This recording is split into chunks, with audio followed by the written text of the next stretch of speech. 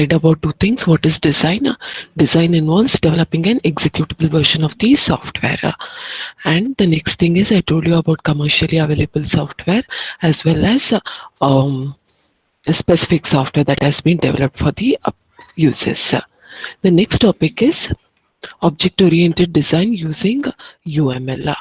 Now here we define a project in terms of classes and objects as well as relationship between them. And I also said what are the advantages of this object-oriented design process.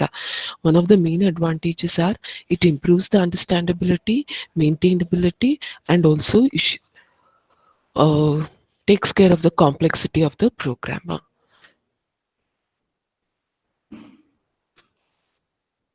So as a process, as a part of this object-oriented design, we have 5 steps. One is define the context on the models or define the context and the external interactions with the system. Then define the system architecture, identify the principal objects in the system, develop design models, specify object interfaces. Okay.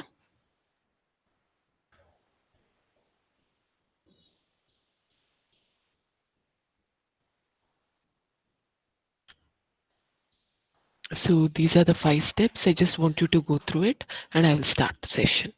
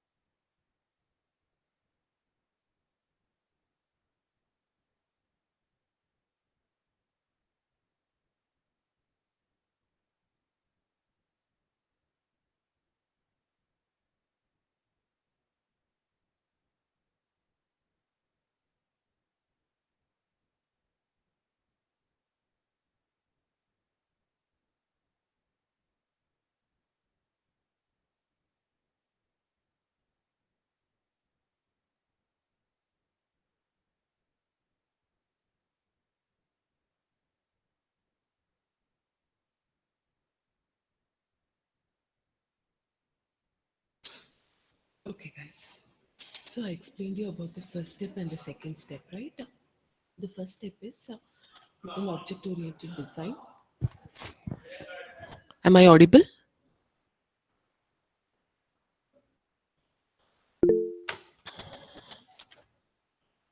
Okay, thank you. So the first step is defining the context and the external interactions with the system. Here basically we deal with the identifying the functionality of the system as well as the boundaries of the system. Like we get to know,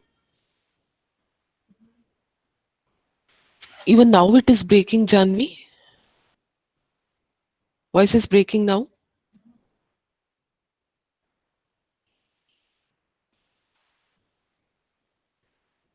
Okay. Maybe you can look into your connection. Fine. So I finished with this first step wherein we identify the features that needs to be implemented in the system.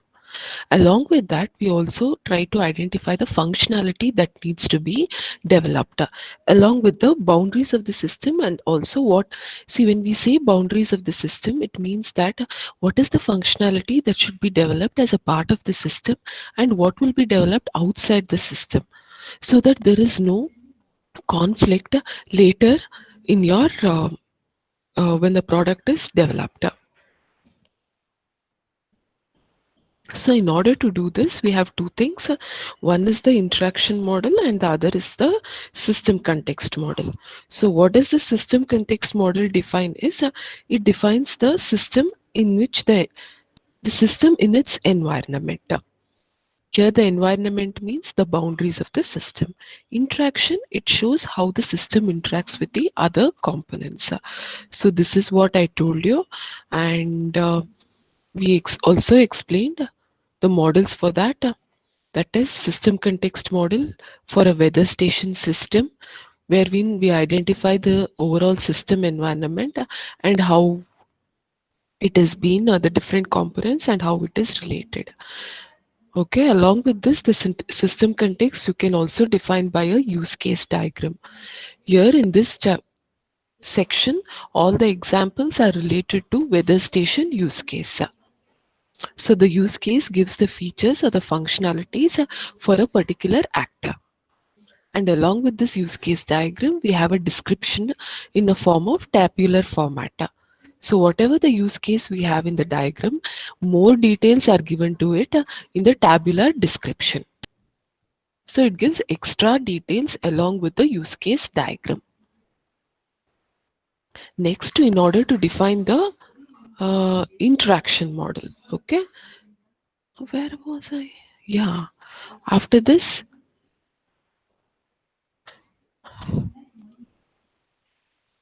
okay, we have the architectural diagram. Now I said I finished with the architectural diagram also. A small recap. It gives you the different modules of the system or major components, I can say. Now, if there is a single system, how do, if I have to break it down into smaller tasks? So we say there are different components we identify, right? So that is done in the architectural design. The main system is broken down into major components. Okay. Once we identify the major components, then for each of the major components is in turn broken down into subcomponents. So this is done at the lowest level. Fine. So for that we have a architectural, high level architectural diagram of a weather station use case, wherein we have different components here and how does these components interact together through a communication link, that is also given. Now this is a high level architecture. We can break down this high level architecture into a low level low level architecture, like for example the data collection system here. Fine.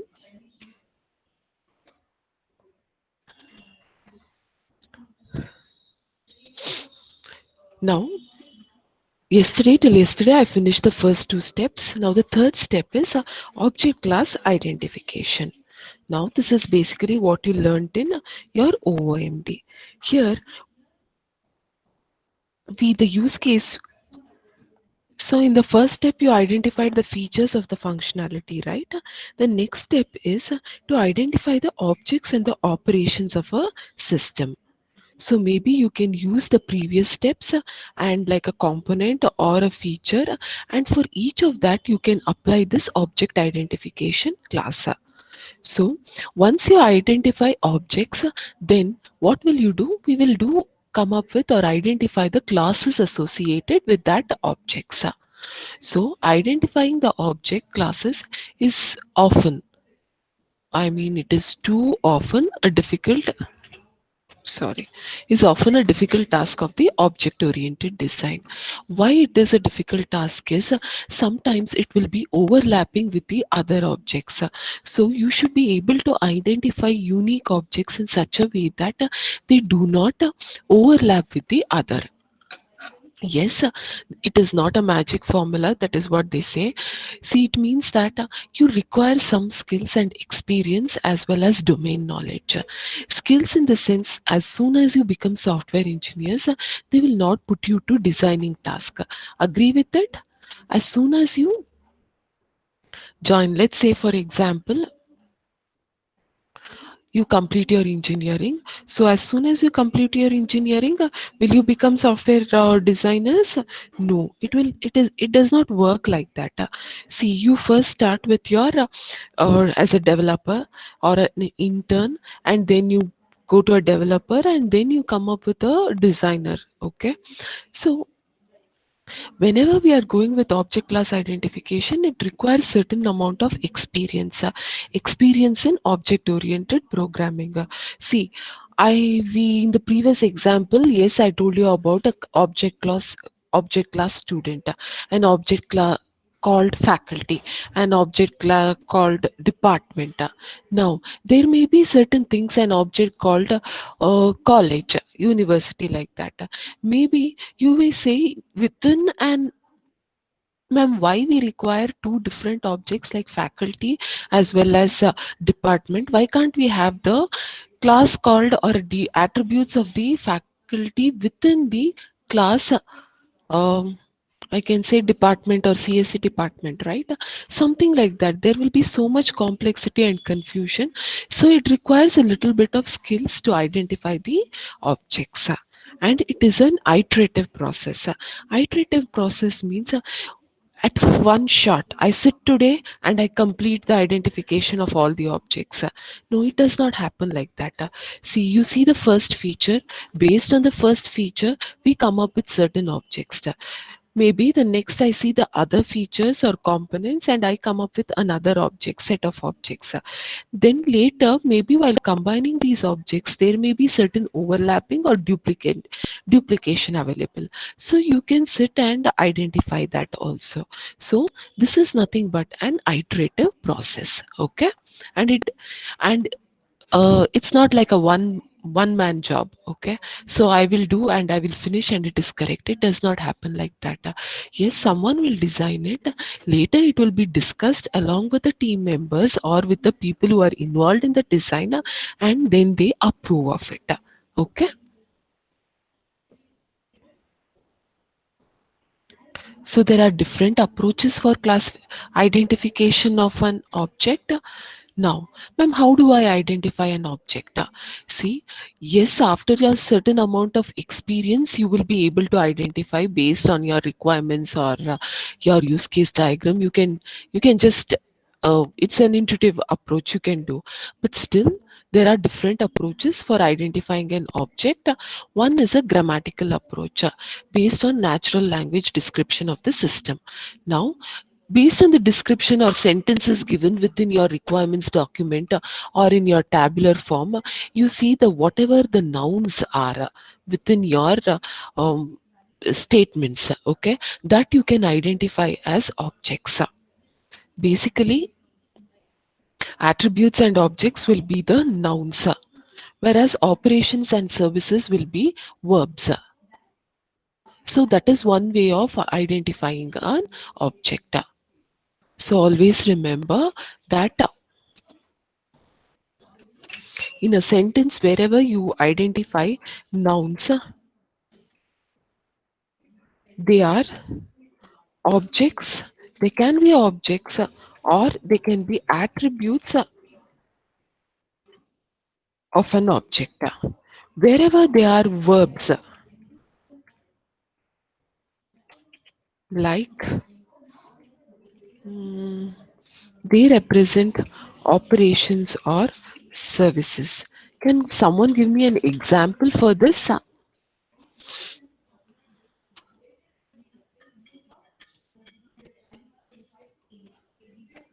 Yes, guys.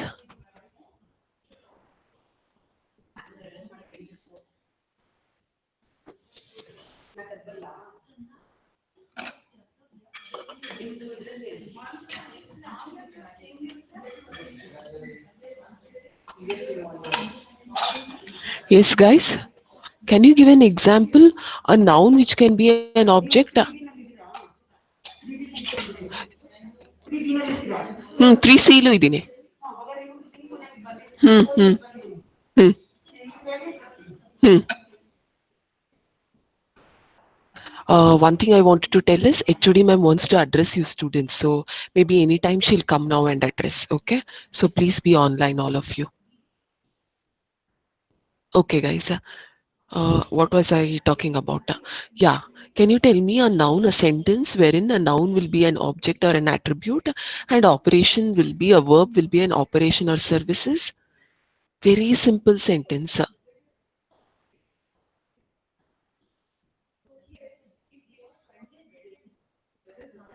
Do you want me to give an example? A sentence. Okay.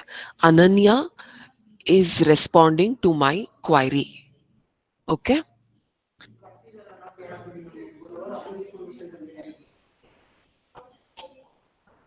So Ananya is replying to my queries.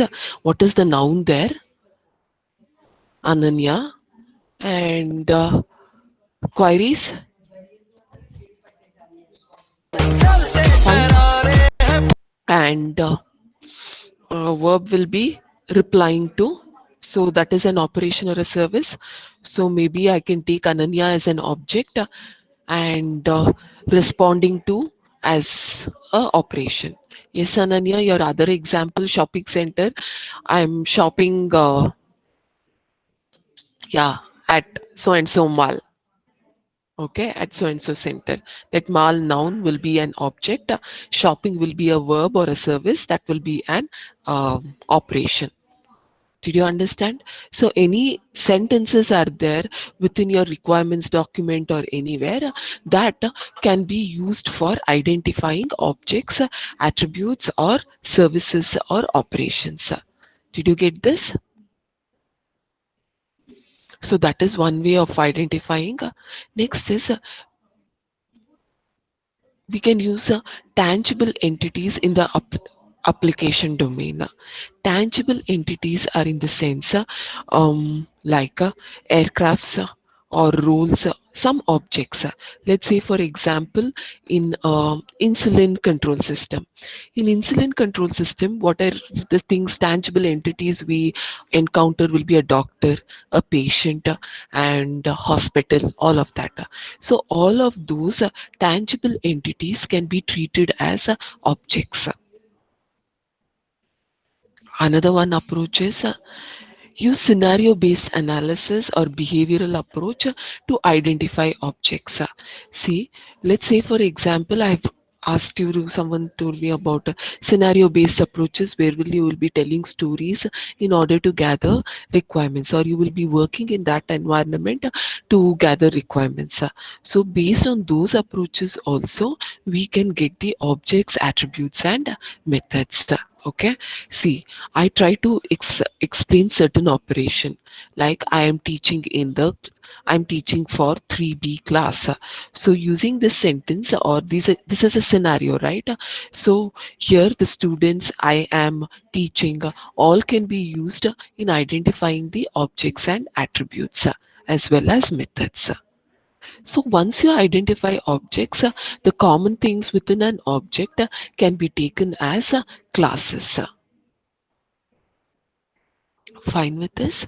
So there are various approaches for identifying objects. One of them is through grammatical approach, and the other one is through identification of tangible elements. The other one is through behavior and scenario based analysis. Fine with this? Any doubts, guys?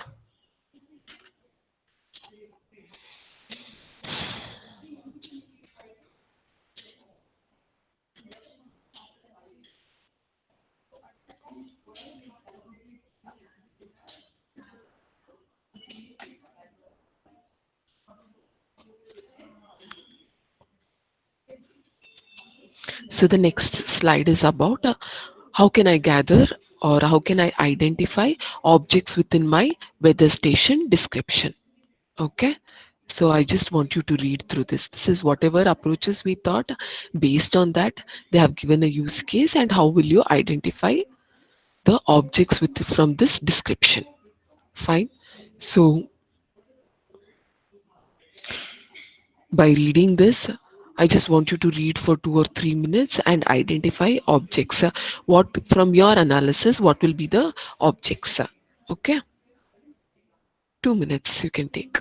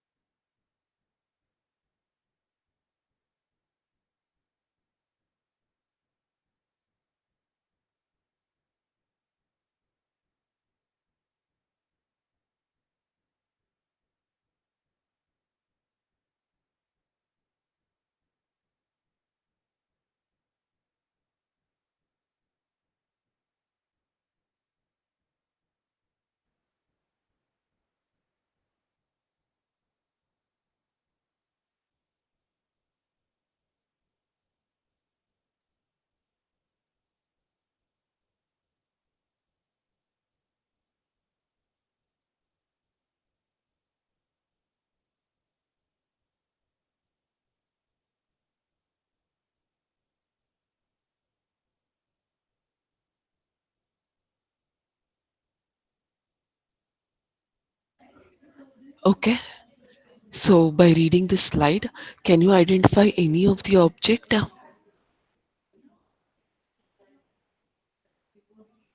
At least one or two?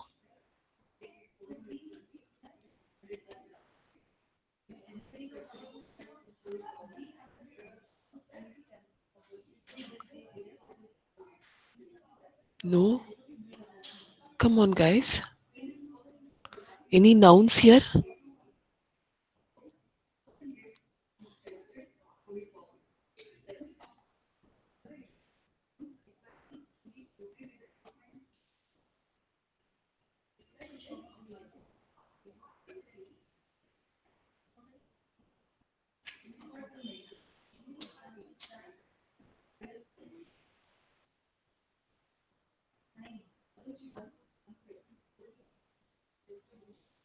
What am I doing?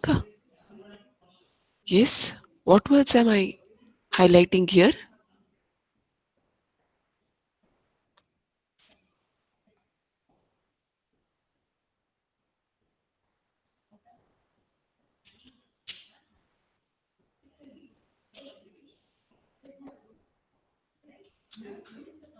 Nouns? Yeah.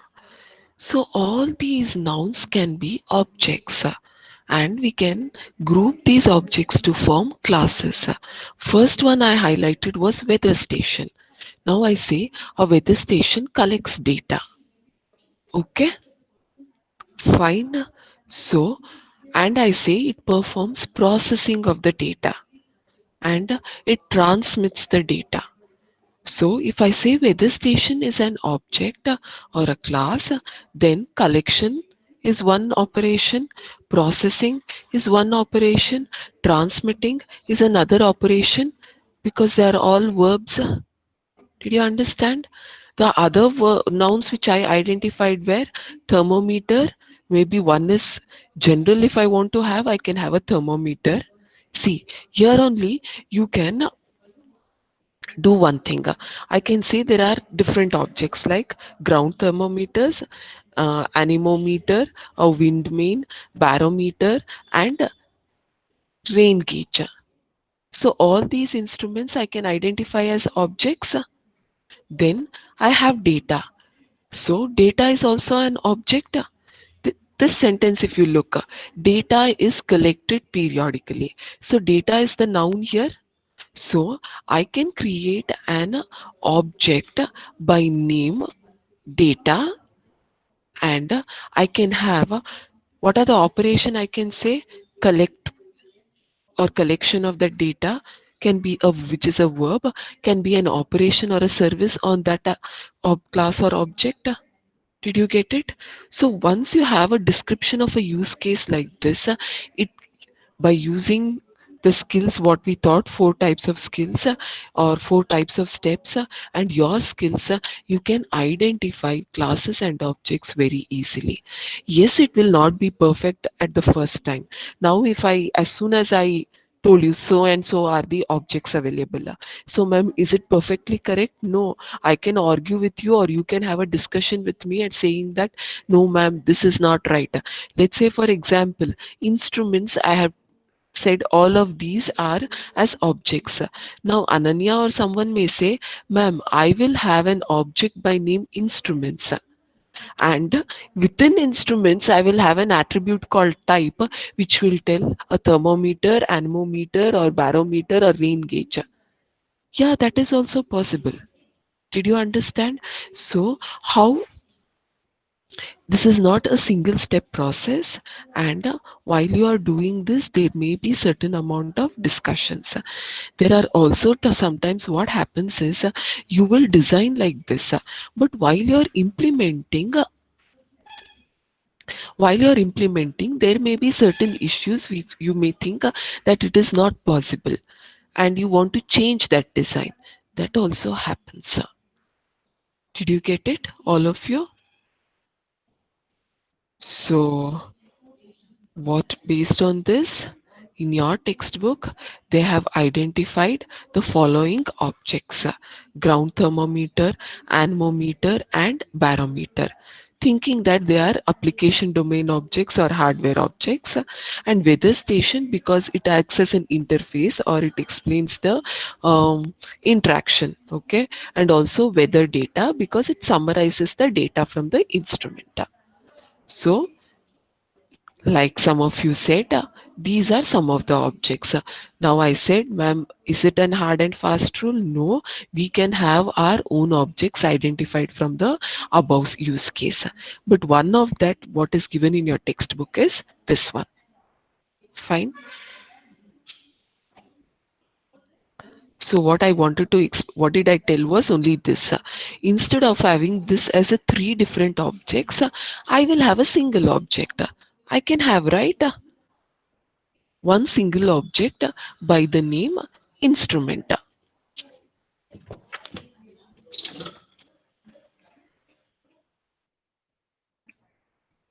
Okay, and then within that instrument I will have an attribute by name type, which will give me different types of instruments. And if you can say, very easy, see here for all the instruments there are only two types of operations, get and test. So I can say after type I have two operations, that is nothing but get and test.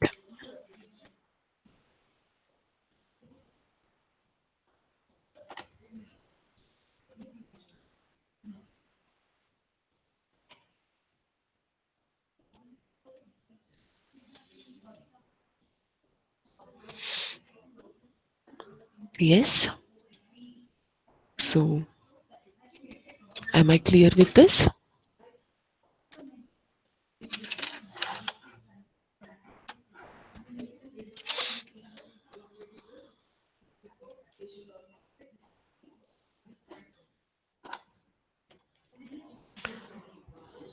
So once I have identified the classes or objects, attributes and operation, the next step of this UML object oriented design is designing the models. So what does this design says? The design or system model shows the objects or objects classes in the system. So they show the objects classes.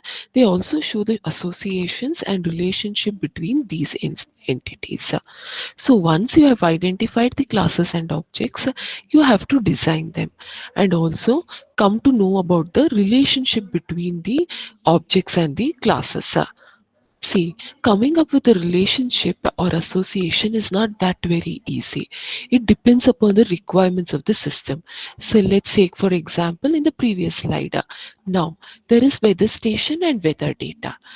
Now what happens is weather station related to weather data? Yes, weather station collects or receives the weather data. This is the relationship. Then I have to identify the association associated with this relationship. That is, does one weather station is associated with more than one weather data or a single weather data? That is it one to one relationship, one to many relationship, or many to many relationship? So all of those job is done within the design process. It not only identifies the relationship, it also identifies the associations between the objects. These design models can be of two types. One is the static model. The static model gives the static structure of the system in terms of the objects, classes, and relationship. Whereas dynamic model describe the dynamic interaction between the objects. So what is the static and what is the dynamic interaction? Yes, if you have a class diagram. Have I taught you class diagram, guys? Yes, class diagram. Do you remember?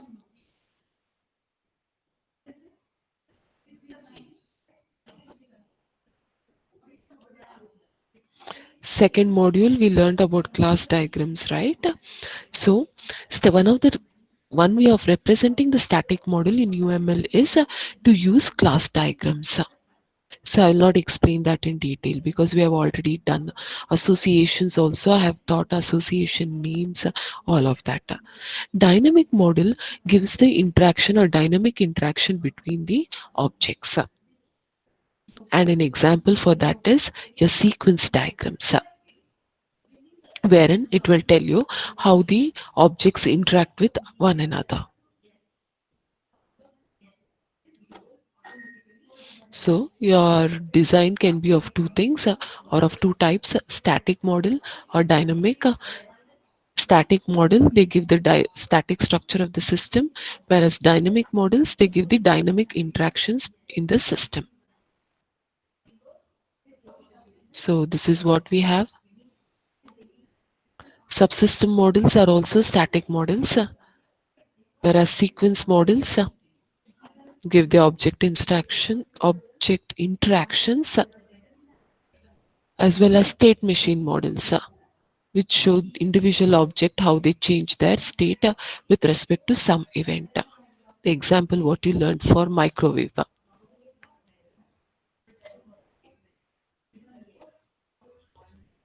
So there may be other models like use case models also, aggregation model and generalization model.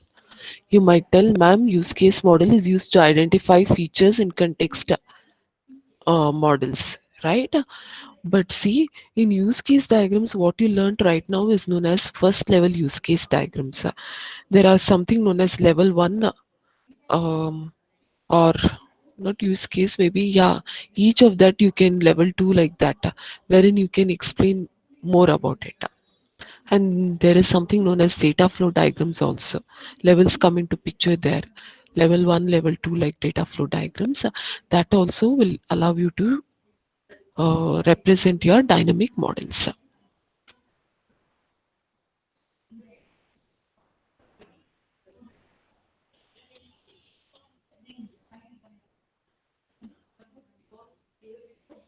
So for dynamic models, they have sequence models is what you have, sequence diagrams. You can read this. Later I will, this is what I've explained you in the previous classes. So I just want you to read it, and then I'll give you the example of the weather station system. Okay. Someone had explained this sequence model, given a class on that. Ma'am, forgotten what is sequence diagram? This is what it is. Remember, on the top, it shows the actors and objects. Remember? And it shows how the request flows from this particular actor to the next step. Yeah, this vertical line gives the lifeline of that or the lifetime of that object. So this actor, that is weather information system, will have a lifetime starting from here till the end. Okay. So it will start with the request to communication channel. When it gets an acknowledgement back, then it will send request. This SATCOM will send request to weather. It will then send a request to communication channel. Then it will call to summarize. Those data is sent back. I just want you to go through it. I'll explain. First go through this slide, and then next I will put the next slide. I want you to go through and read it. And if any doubts, I'll explain that. I'll give you 5 minutes to go through this. Okay.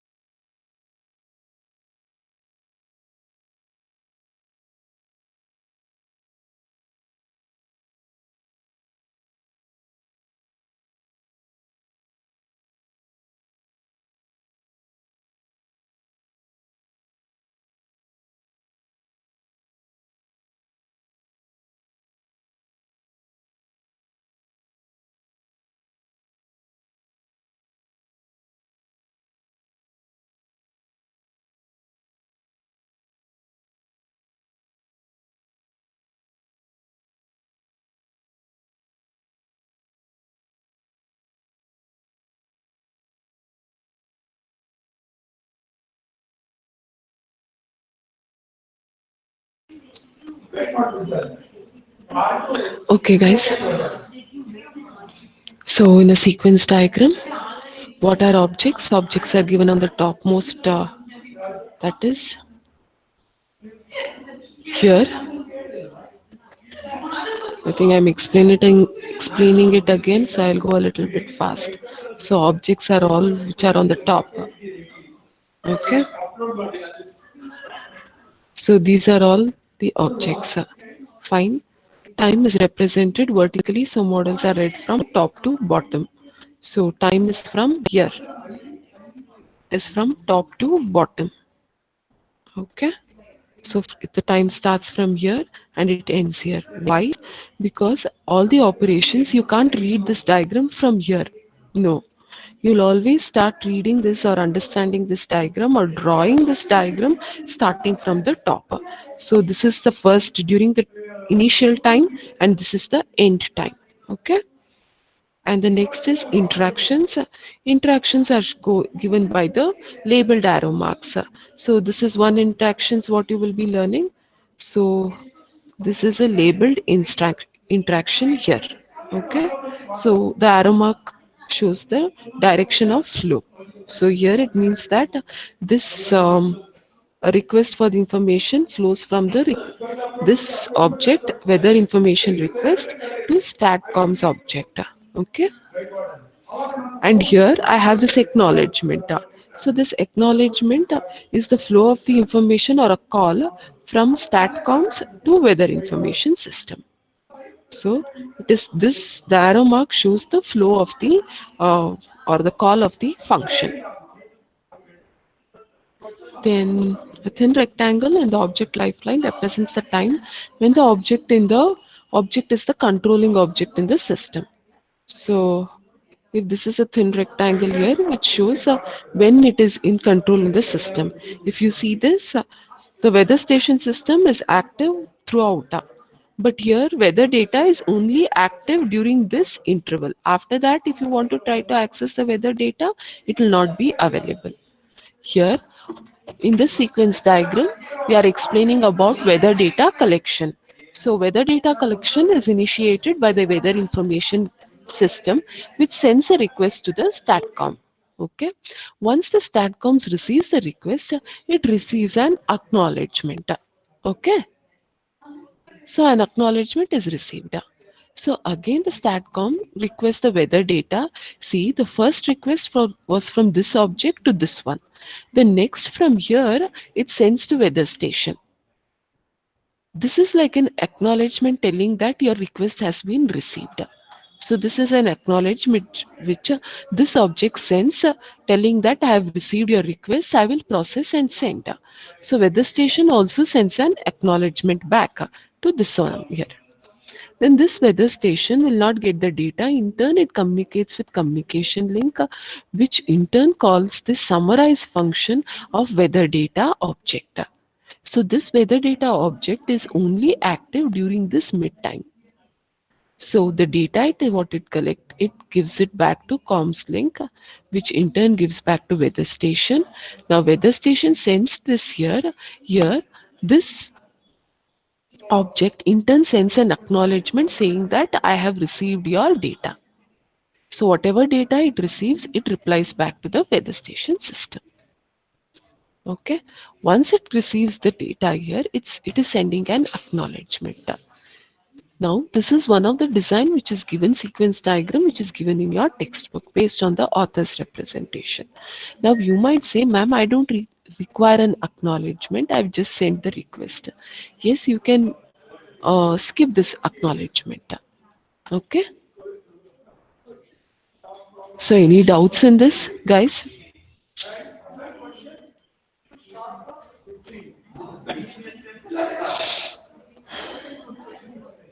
Any doubts in my explanation? You can ask.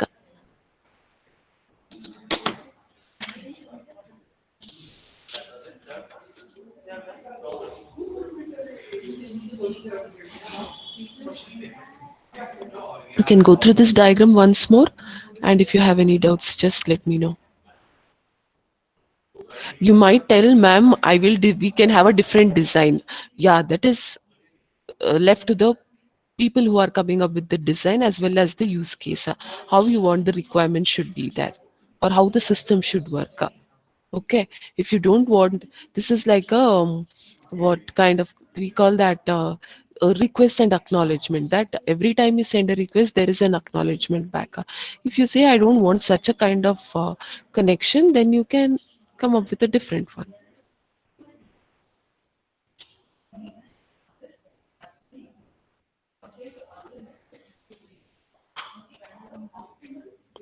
Okay, then we have state diagrams. It shows how objects respond to different service requests and state transitions triggered by these requests. State transition diagrams, I think I've already explained you. When particular event occurs, how the system changes.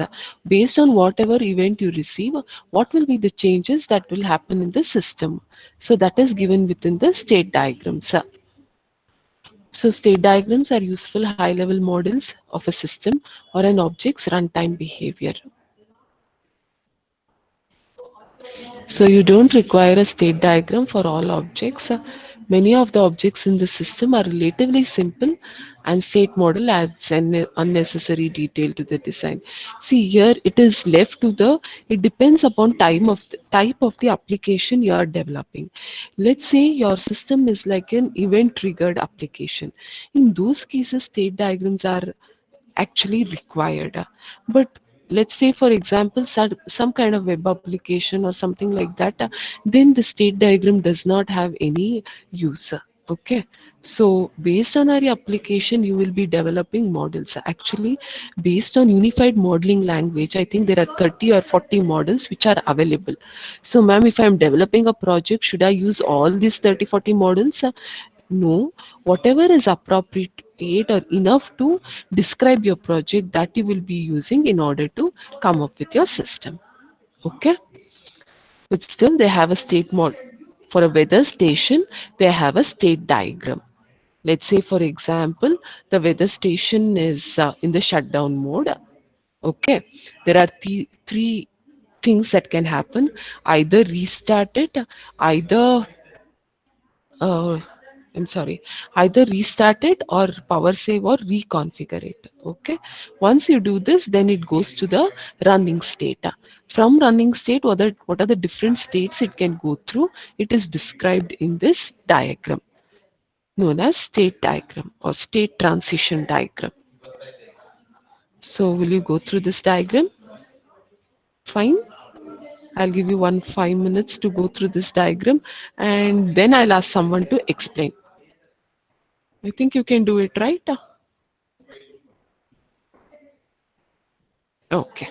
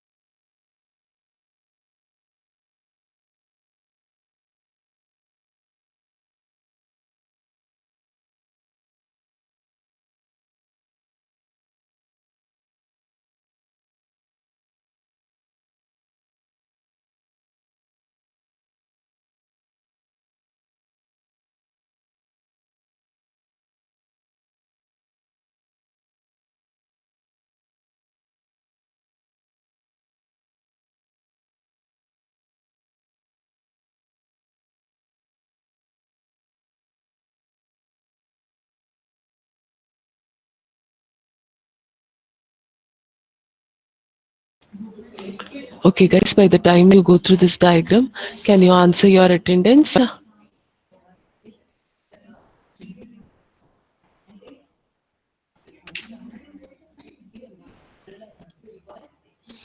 USN 1, 2, 3,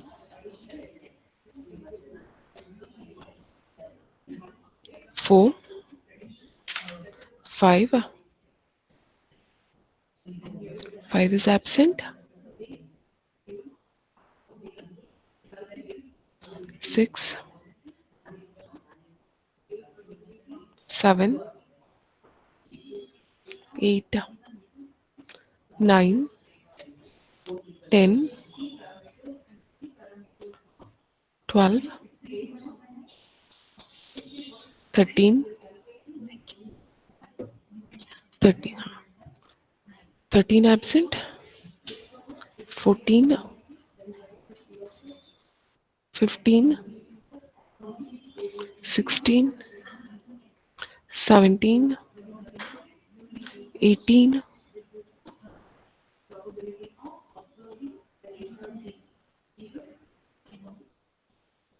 19, 20,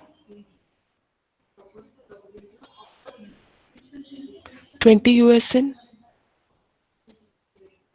21, yeah, 22, 23, 24, 24, 25, USN 25, 26,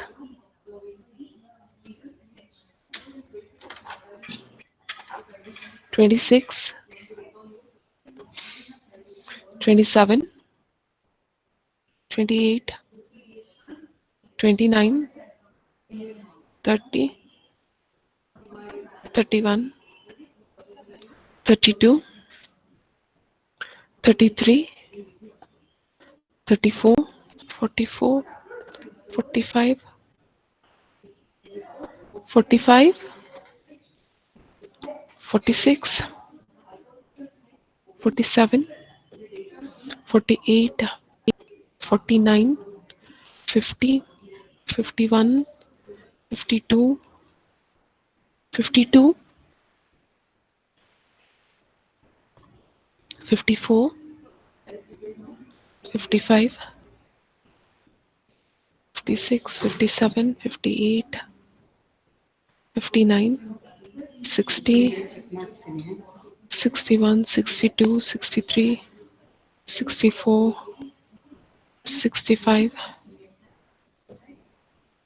66, 66,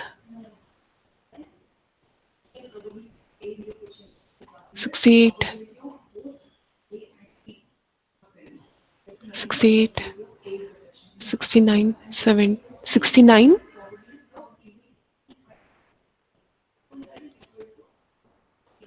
74, 75, 76, 77, 78, 79, 80, 80. Ma'am, 66 present, ma'am. Sir, wait, sir. Let me finish. 80, 81, 82, 83, 84, 85, 86, 87, 87, 88, 89. Okay. Yeah, 66. Anyone else? Ma'am, Ma'am, 66 05. present, ma'am. Okay, 24 present. Yes, then. Ma'am, 05. Yes, then. 18. Okay, then. That's it.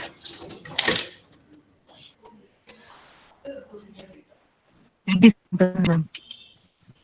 87 present.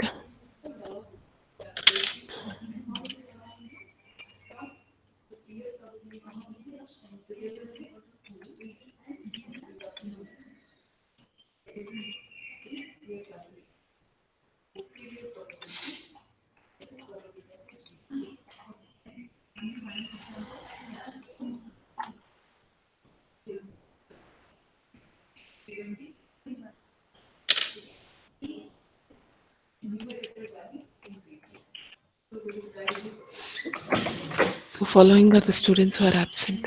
Okay. So let's continue. My class is not over. I don't want anyone to leave the meeting. So if you log out, I will just take the class attendance again.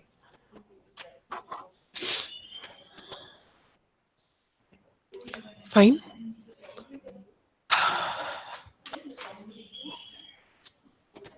So this is what the weather station state diagram is. The different states in which the system can be are in shutdown state, configuring state, running state, controlled, collecting, summarizing, transmitting, and testing. How it goes from one state to another is given by the labeled arrow marks. So whenever you have to want to represent a dynamic model which shows the transition between one state to another, we use the state transition diagrams. Or when an event is triggered, what happens in the system, that is given by the state transition diagrams. So the last step towards within this object oriented design is interface specification. Now see, there are from what is given in your textbook, you might find it difficult. But one easy explanation I will tell you. See, people who are designing, the others also, students who have a problem with understanding interfaces in object-oriented designs, they also please listen to the explanation. You'll get an idea why we require these interfaces. See, this interface acts as a bridge between we use a general term as interfaces, right? So these interfaces, what they tell us how a particular thing has to be implemented or designed. Ma'am, what does that mean? See, what happens is in a design, we don't give the implementation details.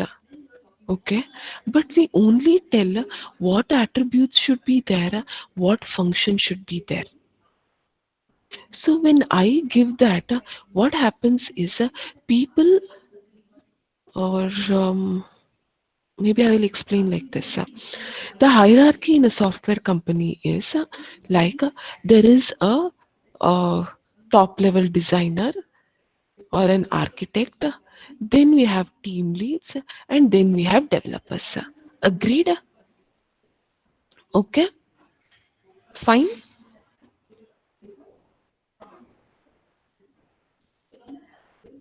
So what happens is the developer will tell, or the architect will tell everyone what needs to be developed and how it should be.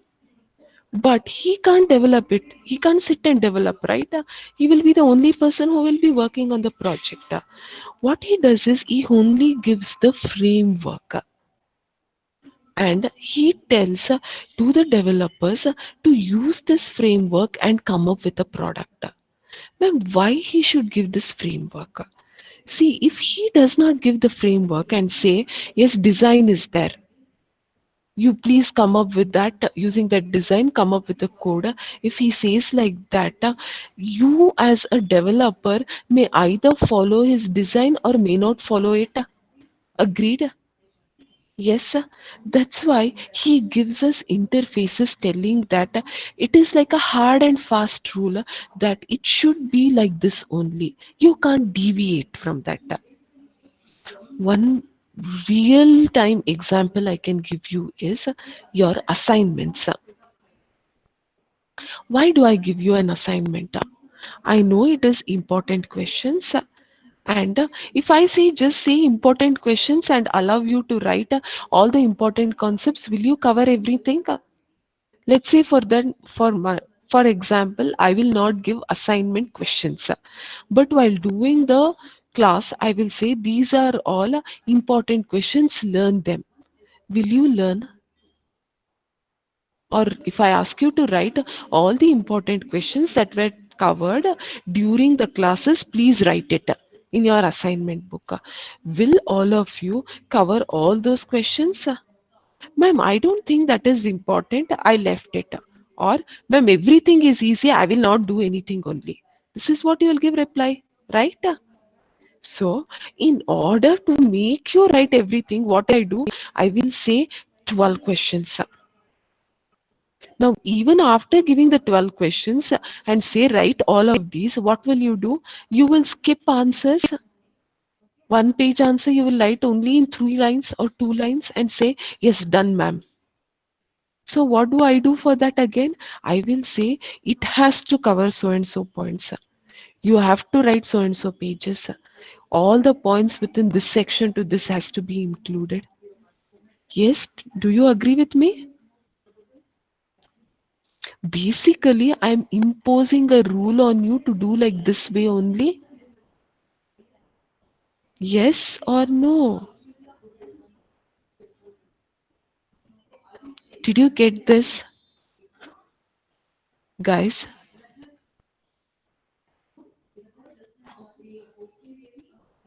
Are you able to see my screen?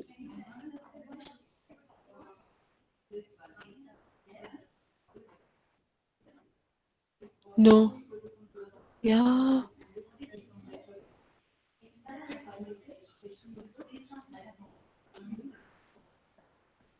1 second. I'll see my screen. I will present my screen.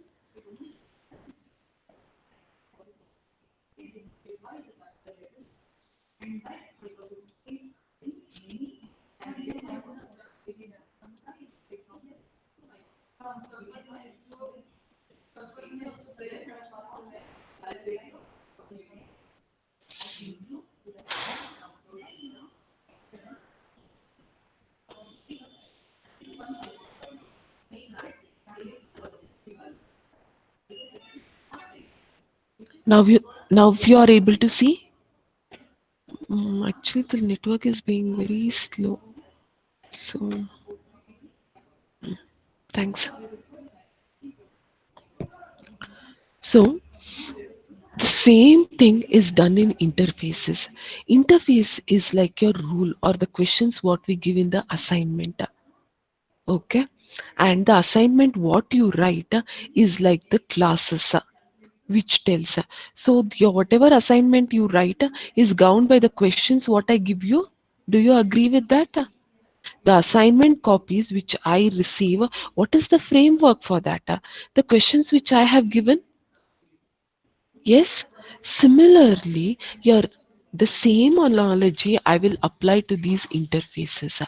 Your interface is like the assignment question, whereas what you write, your assignment answers is like your classes. So I will explain now interfaces and classes. See, the architect comes up with an interface. Let's say, for example, there is a class called reporting. Now, in the reporting class, if you are a programmer who is not interested in this project, now what will you do? In this reporting interface, if you see how many methods are there, two. Do you agree with that? There are two methods, weather report and status report. You're very lazy, or if you're not interested, or maybe you are very interested and you have a knowledge, but you don't know whether it comes there or not. That is also there, right? Maybe you have not understood it properly. What will you do? Instead of this, you will say only weather report and you will be writing your function. But from the architect or design perspective, there should be another function by name status report also.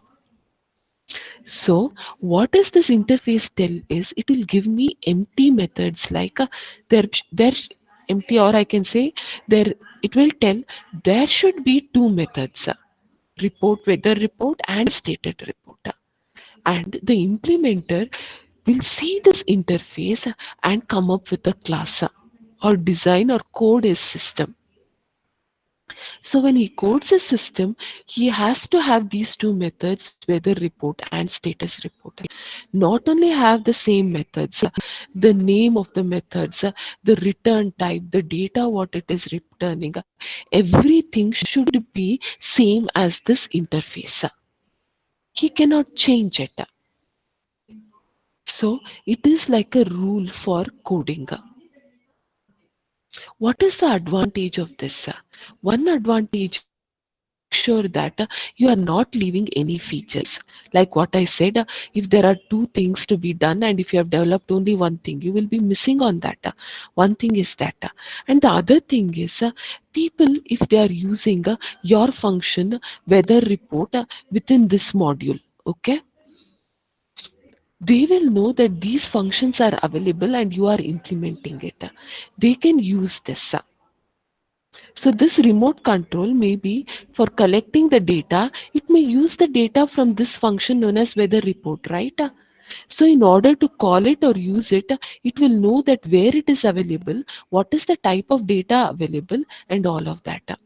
So basically, it will allow the communication between the different modules or operations possible.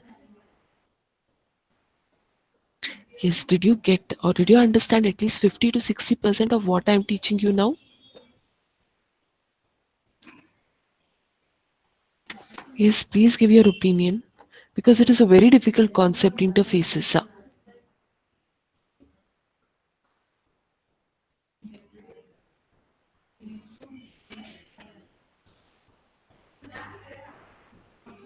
Yeah, are you able to understand?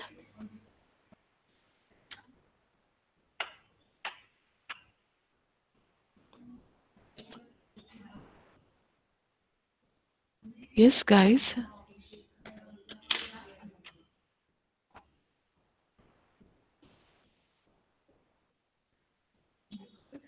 Okay. See, I want a for certain. Let's take this remote control. Okay. There are four functions that needs to be implemented. How will you tell your person?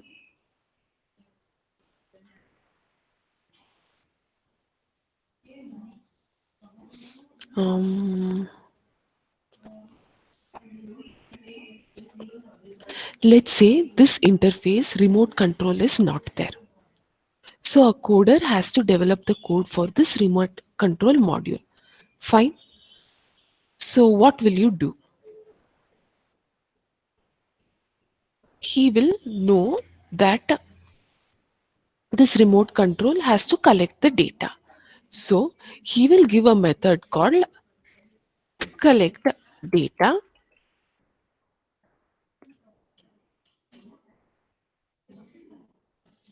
He will have this, he will code for it and say, I am done. But from the perspective of the architect or a higher level management, so how many functionalities are here? So there is only one functionality which he has developed as a part of this remote control class. But in reality, what is expected? I want how many functionalities to be implemented? Four, ma'am. So this is the perspective of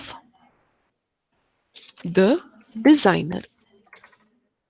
Okay. Whereas this is the perspective of the programmer.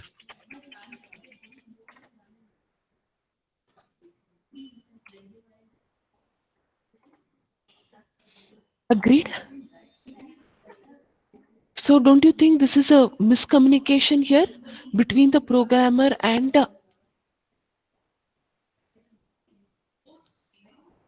the designer? Saif, did you get it now? The designer expects functionality, but the programmer is giving only one. How does the designer communicate his design to the programmer? That is through this interfaces. So, ma'am, will he do the complete coding? No. He will say the designer will give only a framework. He will say, I need four functions. What are those four functions? Also, he will give start, see the exact name, stop, maybe collect, and provide. And what start should give, what stop should give, what collect should give, and provide should give, that also he gives. Once done, it is the job of the programmer. Now programmer cannot say, I will implement only one, I did not understand. No. Based on this, he will not design anything. He will use what the designer gave.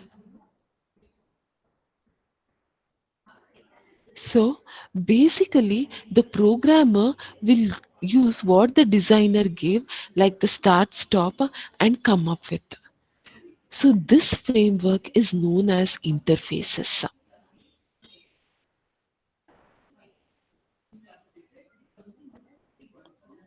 Did you get now?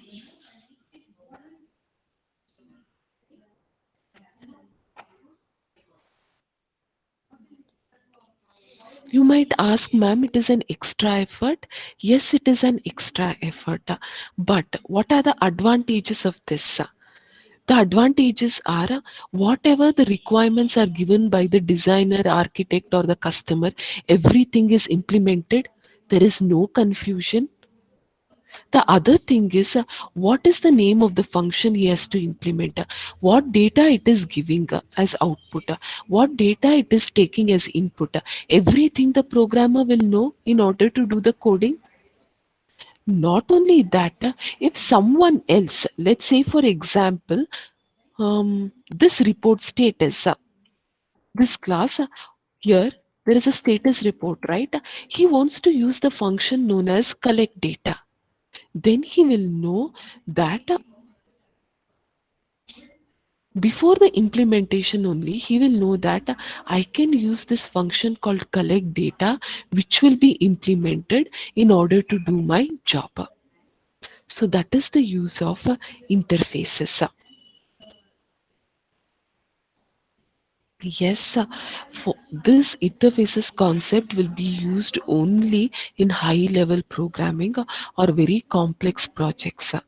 The concept of these interfaces is supported in object oriented programming languages like Java, .NET, C Sharp .NET. You don't have this concept of interfaces in C programming languages and not even C++. Okay? So, whenever you're developing complex projects which may lead to confusion or which is difficult to trace, then we use this concept of interfaces. Am I clear, guys?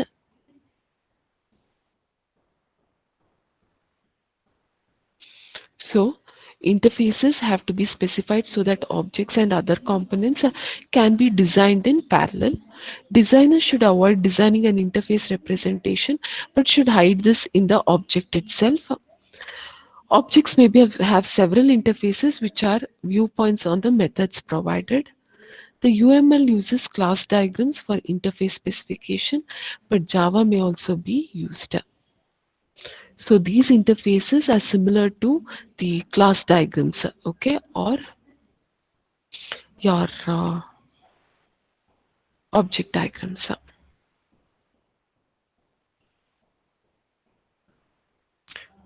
So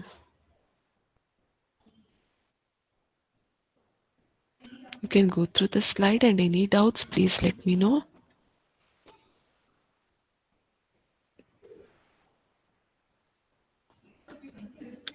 So in another words, I can say your interface is like your plan, which you're, let's say for your example, your house construction.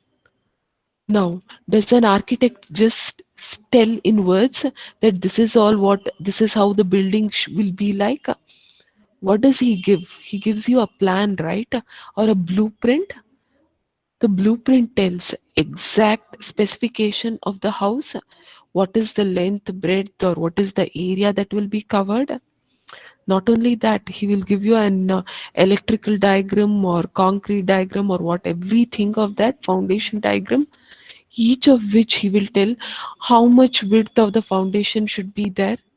Or if it is an electrical diagram, he will tell where the switches should be, how the lining will be from one room to the other. Everything is given. Do you agree? I hope you have all seen the plan.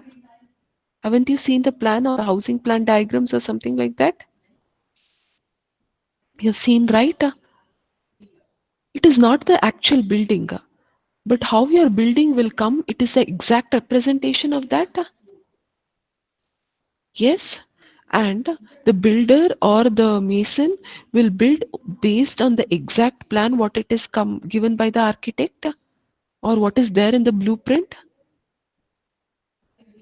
Now, if he deviates, will the plan or will the construction be proper? No, right? So this interface is like like a blueprint of what has to be developed, or the interface is like a blueprint of the product that needs to be developed.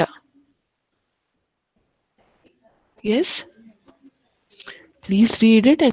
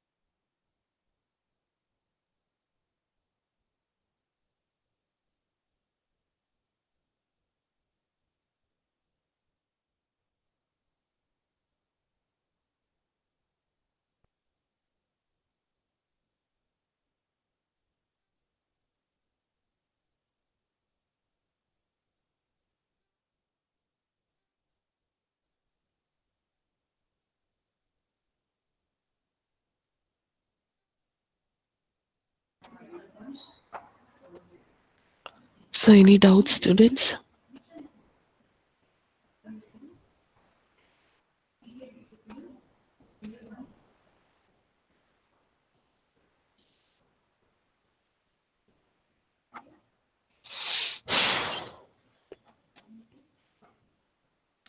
No? Okay.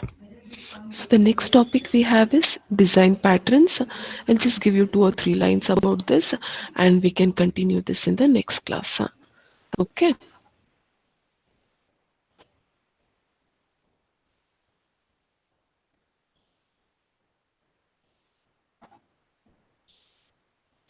So what is this design pattern? A design pattern is a way of reusing an abstract knowledge about a problem and its solution. See, always most of the software products that are being developed, what they have tried to I mean, from over the years, what they have found out is most of the problems they fit under a particular pattern. Maybe a web application, it will be a client server model. A networking application, it will be a distributed model. So they have tried to come up with generalizing the problems, and they have come up with a solution for those problems. So why is this generalization done? The generalization is done so that if someone encounters if you're developing a software product which is based on the similar lines of that problem, already existing problem, then you can use the existing solution. Ma'am, isn't it then copying? See, it is not about copying. See, what happens is whenever you're developing a software product, then there is a solution. There are n number of solutions or n number of ways in which the product can be developed. Now here also I will give you the example of a building only. See, even if I say I have to build a house within a 30-40 plot, or if I have to build a building for a commercial application, don't you think most of the designs will be the same? See, if it is a commercial building, now the maybe a little bit variations will be there, but somewhat the overall plan will be the same thing. Underground parking, first floor one building, second floor one building, and the third floor one building, maybe one way of that. Suppose someone is building for both commercial and for personal use, what they will do, ground floor they'll give it for the commercial purpose, and for the first and the second they will use for themselves. So there are some types of buildings which are available for some type of requirement, and most of the times they will give the same design for you, maybe with minor or something variations of that. Do you agree with that? Or you are a completely innovative person, you will say, I don't want anything of the existing, I want something which is very unique, and you might come with that kind of uh, solution or a plan like also. So that is what these design patterns are. So for common problems there are common solution which have already been given. Now if you use such kinds of solution, there is 100% chance that that solution will work properly for that problem, because they have already found out or they have already done research on those solutions to the problem, saying that they are very intuitive or they give whatever analysis they have done. So that is what these design patterns are. There are around 36 or how many, there are certain design patterns, the number I forgot. I'll just let you know. Okay. There are, I think, 20 or 30 design patterns which are already there. Okay. And most of the problems which you encounter will be based on these problems. So you can use for those problems what are the solutions available. You can use them and come up with that. Or use them and come up with the coding for that. So the general description is patterns and pattern languages are a way to describe object-oriented software design, or they give the best practices and good design and capture experience in a way that is possible for the others to reuse this experience. Ma'am, will it be copying? No, it is not copying, it is reusing.